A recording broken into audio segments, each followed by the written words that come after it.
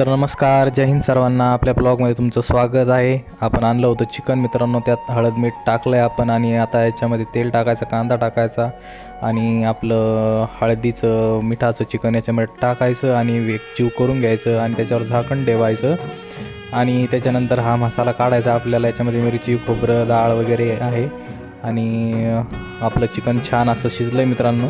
आणि आता आपण फोडणी देऊ. याच्यामध्ये टाकायचं तेल आणि त्याच्यानंतर हा तिखट टाकायचं आणि मग वाटण केलेला मसाला टाकायचा आणि त्याला एकजीव करून घ्या मित्रांनो. छानपैकी असं एकजीव करून घ्यायचं त्याला आणि त्याच्यामध्ये मग टाकायची आपली शिजलेली चिकनची भाजी आणि मग त्याच्यानंतर त्यात पाणी टाकायचं एक्स्ट्रा आपल्याला हवं तेवढं. तर आणि त्याला मस्तपैकी एकजीव करून घ्यायचं आणि मग नंतर मित्रांनो त्याला छान असा उकळा येऊ द्यायचा. तर आपली भाजी झाली आहे मित्रांनो. तुम्ही पोळीसोबत खाऊ शकता. तर या जेवायला. आपला ब्लॉग कसा वाटला नक्की सांगा. धन्यवाद.